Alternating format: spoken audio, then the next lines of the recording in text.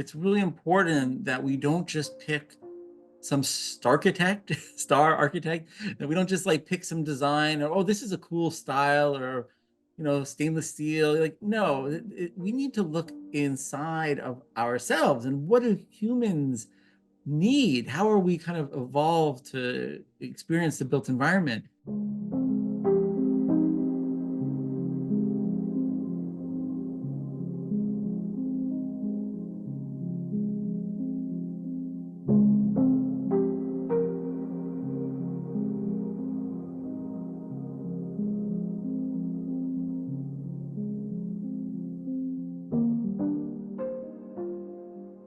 Greetings. I'm Yvonne Stapp for Science for the Public, and I welcome you to today's Contemporary Science Issues and Innovations program.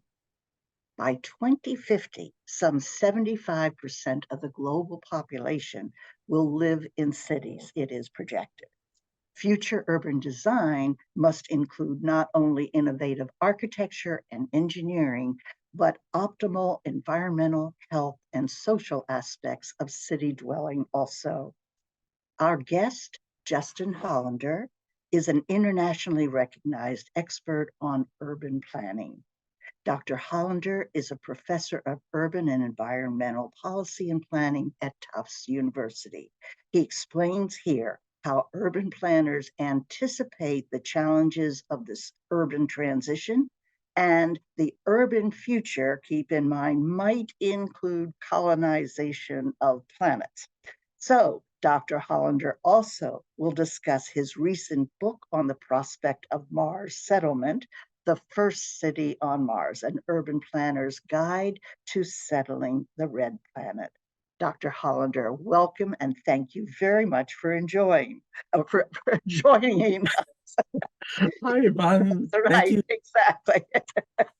Thank you so much, Yvonne, Start for it right. I'm honored to be able to join again. Yes, it's been a while, but welcome back. And so I would like to start by asking you, back here on Earth, are we earthlings trending definitely toward an urban future? And if so, can you say why? Yeah, so there has been a ton of research over the last half century that has documented in just about every corner of the planet such a trend. We can talk about a few rationales. Give you, for example, in China, the rationale is because the government said so. Hmm. There are literally policies that are providing let's say, required relocation for people who live in rural areas into cities. And I think for them, the motivation is really about trying to get that workforce into cities where the industrial base is. But elsewhere, the rationale, the what's kind of forces that are driving urbanization are more complex and are more market and environmentally driven. You know, Rural existence is really hard, and for millennia, people have lived, whether it's through subsistence farming or other kind of self-sufficiency, collecting firewood, hunting. There were a lot of ways that people could thrive in rural areas, and for a variety of reasons, those kinds of paths are not as inviting and are more challenging. And as population grows, those ecosystems are having a harder time be able to sustain larger rural populations. So people really throw their hands up and just move to the city for that reason. Which is like what's happening in this country. It's there are more opportunities, I guess, in the city very often. But another interesting thing about urban development worldwide and historically has seemed to be there is that invites diversity, it seems like, and a lot of great ideas come from the urbanization, these mixing of populations and stuff. It just seems that way. Is that true in your Oh mind? yeah, yeah, definitely. And I think people will act in their self-interest in deciding that, like, I no longer am going to live in a rural area. I can just tell you like my own family history. I had a great grandfather who immigrated from Europe, came to North America, and bought a farm and raised a family there. Well, started to raise a family, but ultimately it didn't work out. Mm, He didn't prove to be a successful enough farmer, so moved into the city, brought all the family, and got a job in a factory. So I mean, I think individually people are going to have to struggle with their circumstances. Um, but once you get to the city, I think that we have seen throughout history that cities are centers for innovation, are the kind of cultural hubs of mm. many societies. So there's reasons to celebrate that kind of urbanization trend. Yeah. Well, here's another thing with the current situation worldwide, where a lot of people live in cities today, and there's a trend more toward moving towards cities. But when we get pandemics like the COVID-19, that was catastrophic in a lot of ways. Would you comment on what that means for the modern city, the, introducing a disease problem like that? Yeah, so when you have such high density living, you definitely have high levels of disease transmission. And that is a challenge in general, and it was certainly a challenge with COVID. But during the pandemic, I was actually interested in that rural urban divide, and I did some research, and there are some really well documented cases of rural communities being hit even harder due to pandemics, and not just COVID, but others as well. Because what happens is maybe it takes a little bit longer to get to those communities, and maybe it doesn't spread quite as fast, but it does get there and it does spread. And rural communities are not as well equipped to deal with infectious diseases. So it's pretty That's a serious. very interesting point. Yes, in many places, including in the United States, it can be harder to get to the hospital.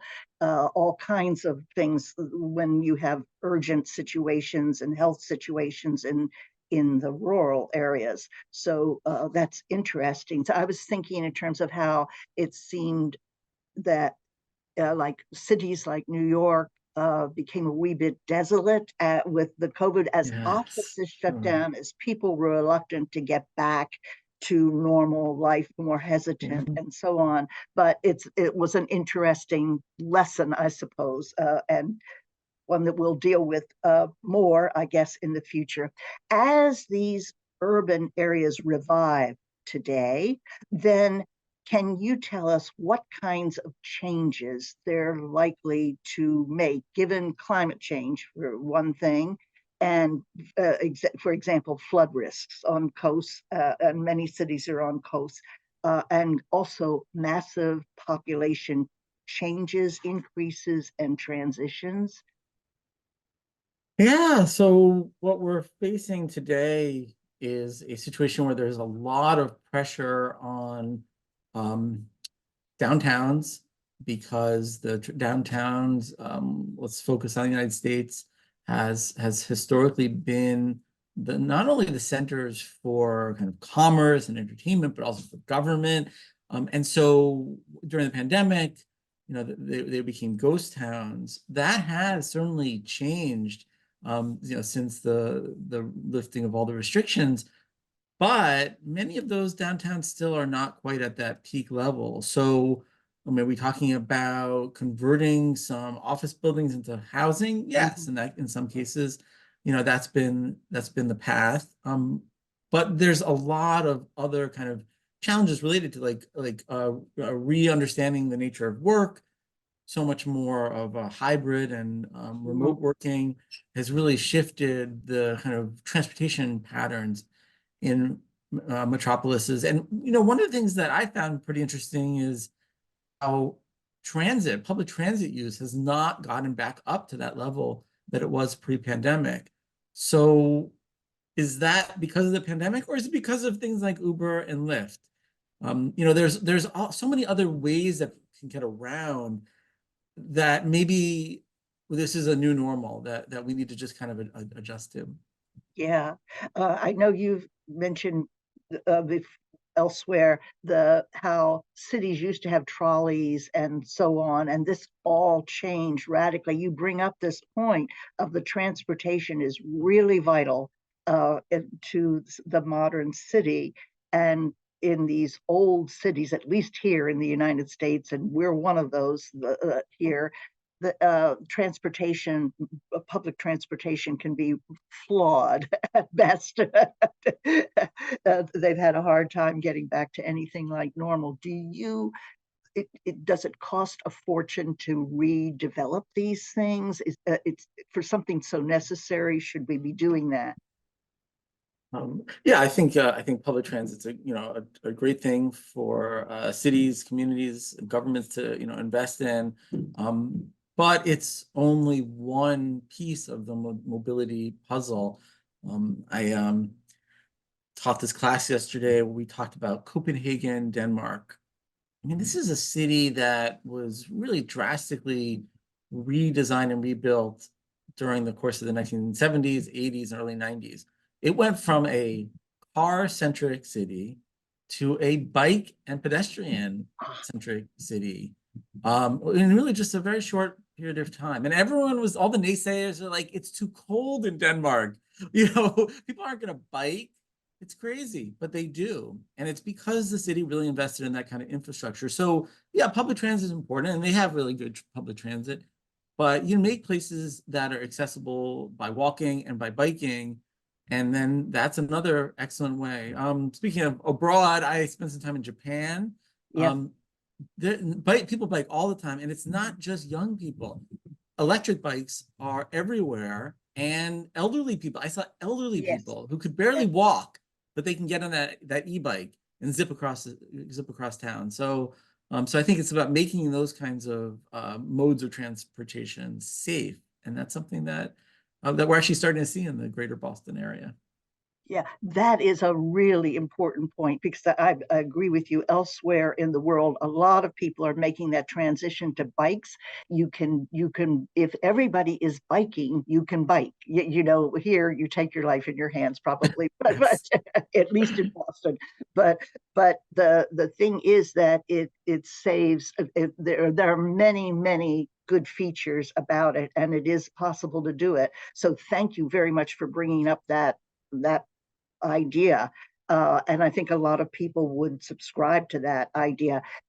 And now, as one of the problems for cities today is adjustment because of the rising seawater. The Boston would be an example, New York, and so on.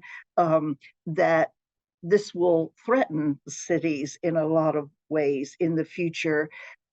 How do urban planners address that the coming climate and other challenges like that, flood risks and so on? Yeah, so just focusing on flooding, we have in the greater Boston area, many areas that are highly at risk to flooding, and those areas tend to not be coastal. They're more kind of along rivers and streams.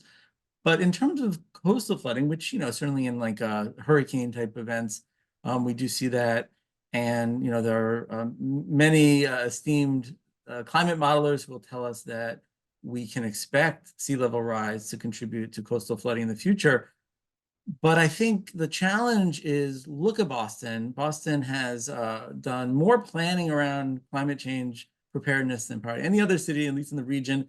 And where is all the new development going? It's going in the Seaport District, that area that's probably most susceptible to the risks of sea level rise. So I think you have to just, you could kind of like espouse, this is what it should be, and this is we should all get together. But like, let's look at what's really happening. What's really happening is building is continuing to happen. In some cases, you're able to build a situation where like the first floor is not like the most expensive equipment and like kind of floodable, and you kind of rise up to a second floor where maybe most of the activities are, the housing, but pylons and stilts, you can do all that stuff, but that's not happening in the Seaport.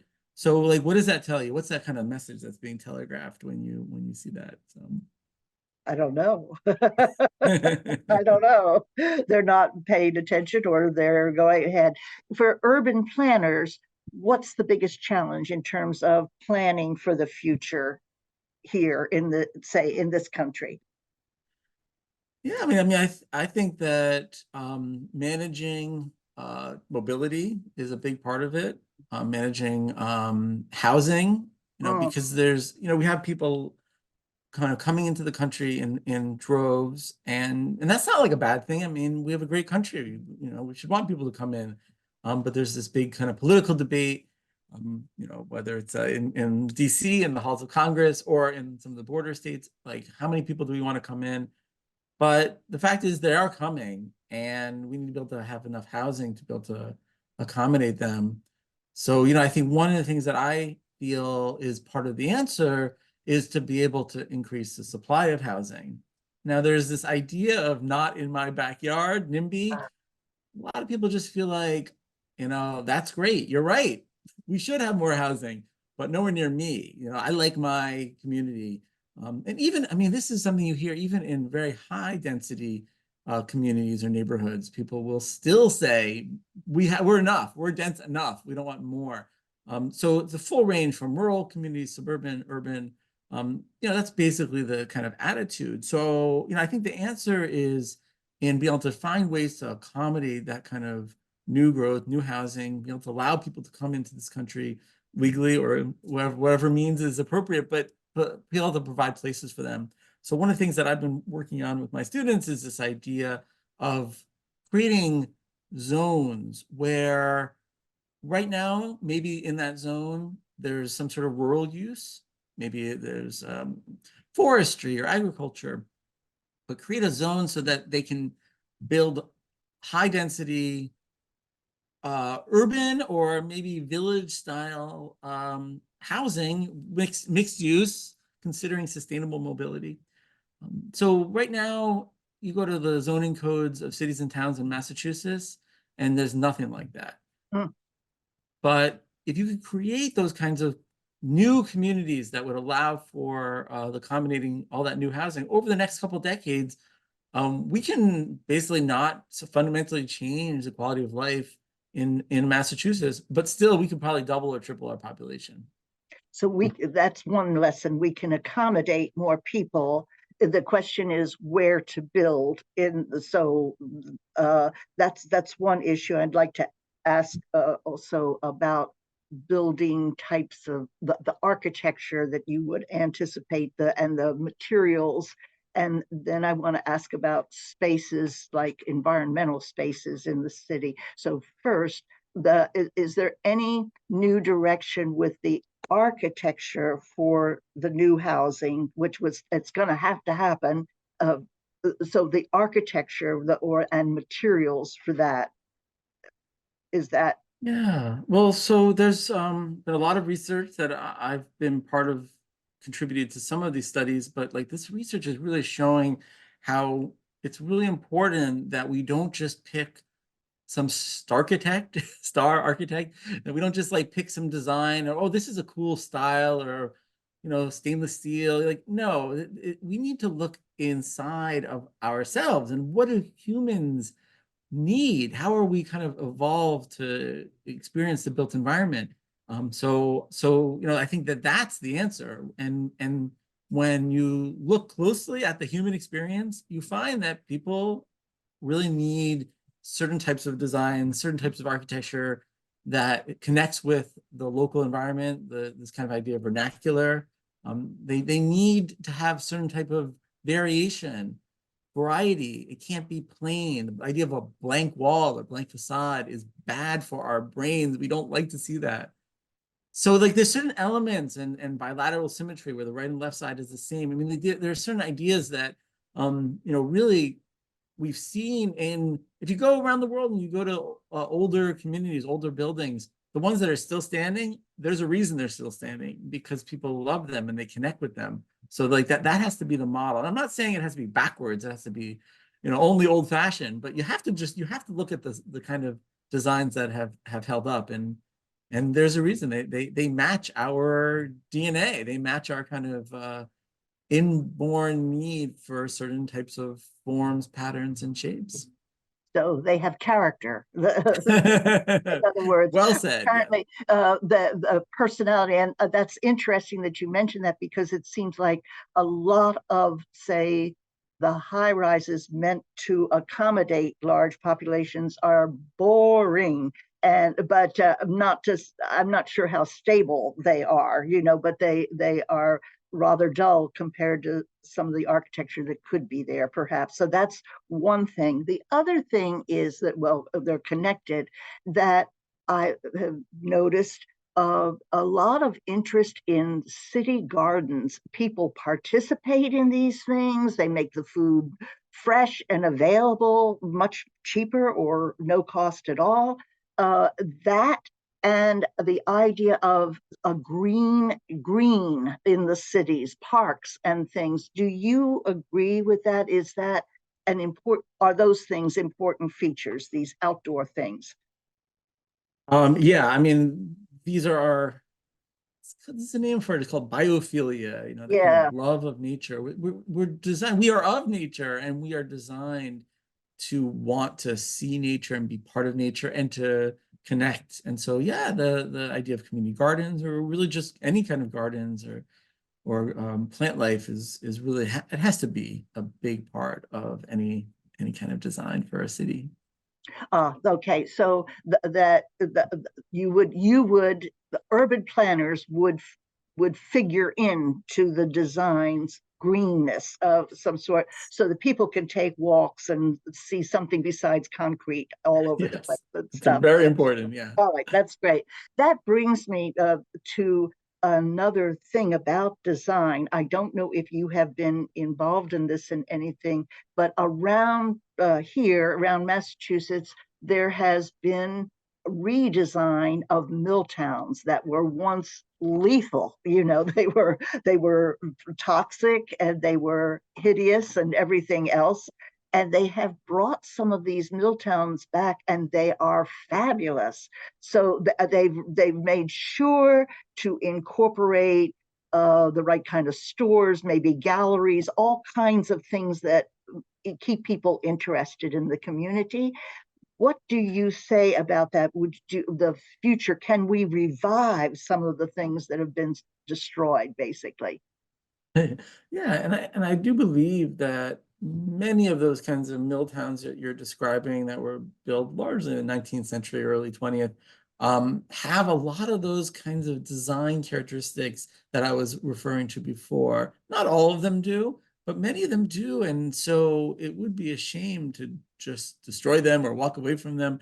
So they have that kind of good bones. And so I think it makes a lot of sense for communities to invest in cleaning them up and repurposing them. And so, yes, you have seen that in many places, especially in New England. We've seen that a lot. And I think that that provides, really high quality urban environments for people to live in. Right. That's so great. That's been very cheerful to see this kind of development from something that looked like it was just totally destroyed, Yeah. basically. But that brings me to another issue. You are famous for your work on brownfields, and these were connected to brownfields. Would you tell us what brownfields are? Because and why that's an issue? Yeah, so a brownfield was defined by the federal government, the Environmental Protection Agency, as property because of either real or perceived contamination, some sort of pollution, that the reuse of that property is stymied or limited. So this is something you do have that does happen in these mills. The sense that, say the mill closes, the sense is, well, like maybe there's contamination, so a new person doesn't necessarily want to buy the building or reuse it because they're afraid about all the dangers or hazards. Maybe there isn't even anything wrong, but that's why we call it a brownfield. But brownfields come in many shapes and sizes. They can be a gas station, a dry cleaner, a steel plant, right? I mean, so there's many different types of brownfields, and they're everywhere. And federal, state, and local governments have recognized over the last several decades that this is a problem area that has kind of like a win-win if you can solve it, because it helps address the environmental contaminants, creates healthier, safer places for people to live and be for their neighborhoods. But it also provides an engine for an economic growth and new opportunities. And so there's been a lot of kind of political support for brownfields, and we've seen quite a lot of positive examples. But there are many more, many more that are just kind of sitting there languishing, and that's sad. In general, though, would you say that most of them could be cleaned up, or what's the like proportion here that we could be reused? We can fix them, or no? Yeah, so I would say that they can all be reused, but not all of them can be reused for like child care centers or elementary schools. So there's some that are the pollution and the risk is just too high to be able, and so the costs also would be too high to be able to repurpose them for something like that. But that doesn't mean that they can't be repurposed as like a wildlife refuge, or a place to grow trees, Christmas tree shops or something like that. Right. So there's, we're not talking about like every single one of them can be like a cute little antique store and bookshop, right? I mean, that's not practical, but even the ones that can't, they don't have to just sit there and be an eyesore. That is the answer. We can find reuses for them, and that's something I've been kind of advocating for. For a long while, I think. Yes. Okay. All right. Before we leave Earth and go to Mars with your book, could you give a general idea? What's your opinion or your projection for the future of cities? And I'd like to include that we talked about the massive immigration that's going to be the migration all over the world. Will be occurring and so on. So we have to accommodate this. What's the future of the city? Are you optimistic, or are you ready to leave the planet? I'm actually very optimistic. Ah, I think the city is one of the greatest ideas humans have ever come up with. The ability to be able to live close to each other, work close to each other, establish markets, have centers for religious, cultural, entertainment purposes. It continues to resonate with me. It's not to say that there aren't some challenges that we will have to continue to address, but basically I am optimistic, and I think that one of the solutions we alluded to earlier, talking about bicycles, is really about transportation. So when I first started studying urban planning as a student, I remember a light bulb went off when I was like in a taxi drive coming into Denver. I was coming from the airport, and a light bulb went off. I was just like, transportation, that is the key. So yeah, so cities need to get the transportation, get the mobility piece right. If you can get that right, because transportation drives land use, drives development, and drives quality of life. And so you get that right, and I hope cities will, then we have a bright future for urban Earth. that sounds wonderful. That just sounds great. That made me think of those, I don't know, 8-lane highways in Los Angeles and so on. Good riddance to that, right? But get out your bike. But that's a very important point, actually. If you solve that transportation issue, that cuts down pollution. It does all kinds of things. So it makes everything nicer. Really interesting point. Um, Now I want to leave and go to Aleph, this other place. Okay, so you have a book on the first city of Mars. After saying that you're perfectly optimistic about life here, then Why you leave, right? right. So you've written a book here about Mars, the first city on Mars, and the city, I think you called it Aleph. Could you tell us, well, first of all, what motivated you to write this book, to go there? Yeah. Well, so for many years, I was kind of following all of the Mars fever. You had Elon Musk and you had all of these other techies who were all talking about, like, we are going to go to Mars. We're doing this, whether you like it or not. And I think what was hard for me was every time a new one would pop up, they would show a design. Yet none of these people knew anything about urban planning.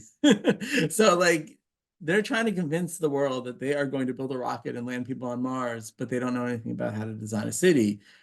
So I just felt that my field, urban planning, we could offer something, we could help. And, I write this in the book that on a personal level, I don't think it's a good idea. I don't think we should be building cities on Mars. It's nuts. You can't breathe.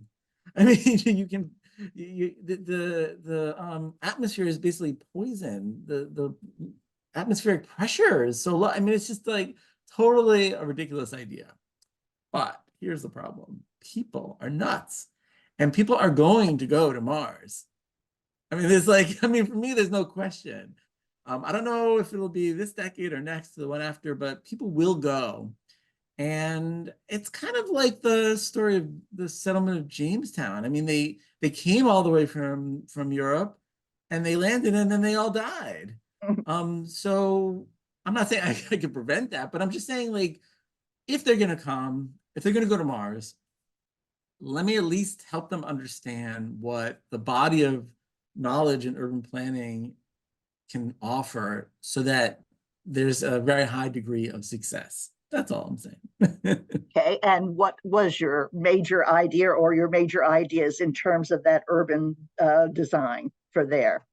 Yeah, well, so what I did is I kind of started by just offering a little bit of a history lesson and tried to talk about, we have as humans done the same thing of going someplace new and settling, whether it's Jamestown or all over the planet, wherever it is.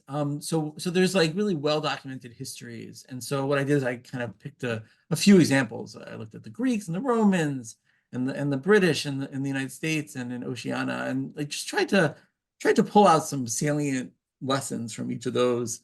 Um, so while certainly the analogy is not perfect, this notion of a kind of a tabula rasa was really what the Europeans saw, and we today recognize the error of that there were, and to look at North America. I mean, there's certainly a lot of people living all over North America, animals and plant life, and the European colonizers, were just so destructive and awful in how they treated that. But so there's not exactly the same analogy as far as we know right now. We don't believe that there's any life on Mars. So it is a little bit more of a blank slate. But those lessons are still relevant in terms of what are the kind of key priorities from the colonization. And then the other big thing that I did in the book was looked at what is the state of the art in terms of urban planning for transportation, for housing, for different types of infrastructure, and then tried to look at the research that has been done to look at like inclement environments, cold weather, winter cities. So to just try to look to see anything that's like analogous. And so from each of those chapters, I think I did 5 of those chapters, I came up with a series of principles. So these are things that you'd want to pay attention to for each of these topics. And then the last thing I did in the book was kind of looked at precedents. Other people like me who thought, oh, I wonder what it'd be like to build a city on Mars.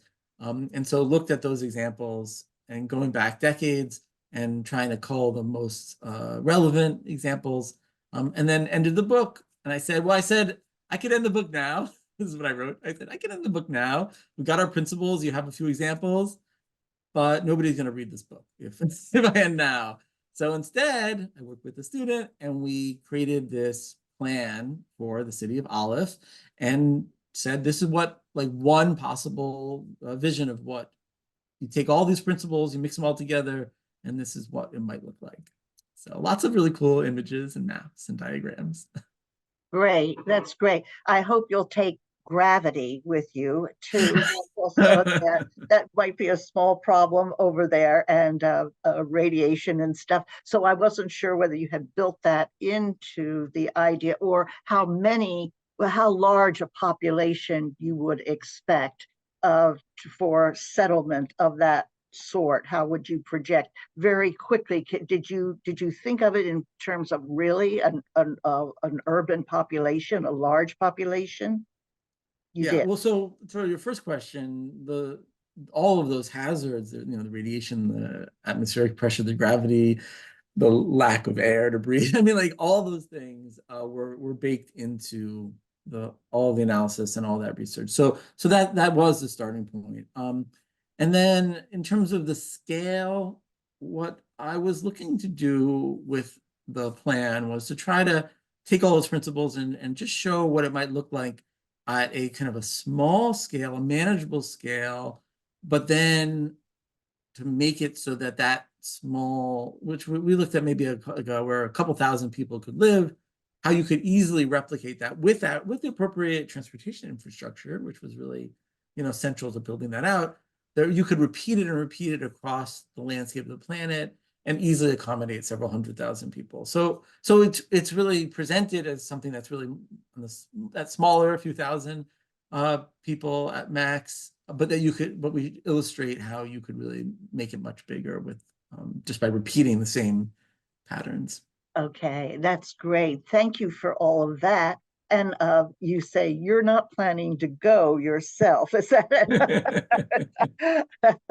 but in any case, that people could read all about this very fine, nice book, and First City on Mars. And now, if you are ready, we'll just transition to ask a few questions here. And so the first issue is back to earth. Okay, back to earth. Come back, Back. come back. If most people are going to live in cities, this one, we talked a little bit about this, how will they grow food to feed all? Do you have any more ideas on that? Well, I think the reality today that food production is um, very highly automated. So the future of food production is probably going to be even more automated. So, I visited a significant, I mean, it must have been more than size of two football fields, indoor hydroponic farm recently. And you go inside and I didn't see any workers. They told me there were a few, but it's all machines, computers, automated sprinklers, automated nutrients, automated harvesting, right? So I mean, I think that food production is going to continue to move in that direction. And it's not like there'll be no people involved, but you won't need to have the kind of massive populations. I actually have a research project right now in Uganda, and Uganda is a rural country, and primarily people live on subsistence farming. Mm. So that's like people are just feeding themselves for the most part.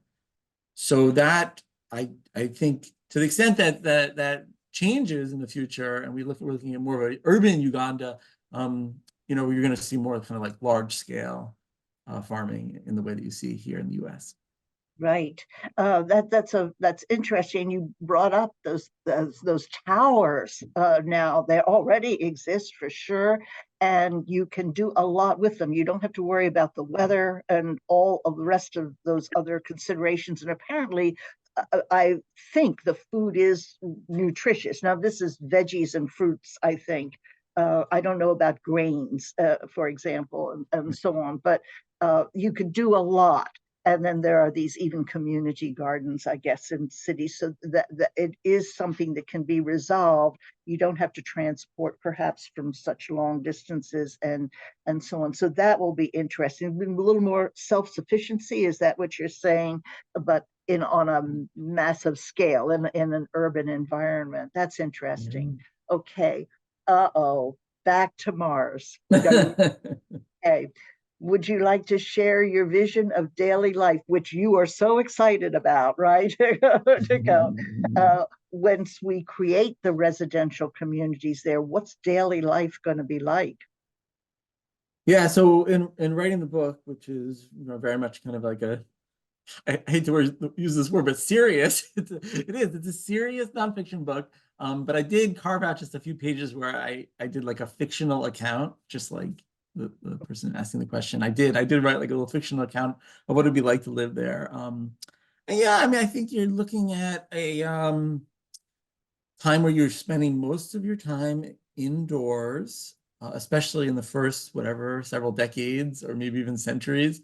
Eventually, it's possible that Mars could be terraformed in a way that I mean, we've proved here you can make the climate change, right? So why not on Mars? So yeah, so I think people will spend most of the time indoors and probably underground as well. And but through the connection of underground tunnels and through rovers and trains, I think people will be able to travel around. And then you put on a suit and then you can go outside and go for a little stroll. Um, but it needs to be pressurized and you need to bring your oxygen with you. Um, but it's a from the images they've sent back from the rovers, I mean it's pretty striking place. And you can see off in the way distance a little blue dot is Earth. So that would be probably worth the trip. So you can have some adventures and maybe go out to dinner or or whatever. Just be careful when you go. Is that the idea? That's So the idea. Yeah. that'll be one thing. Are you thinking in terms of families there, or will these be people more like astronauts that are, have to be very physically fit, able to deal with a very different environment and so on? Will that be part of it? Um, yeah, so there's some unopened questions and unanswered questions in the scientific literature about whether it's possible for a baby to gestate on Mars.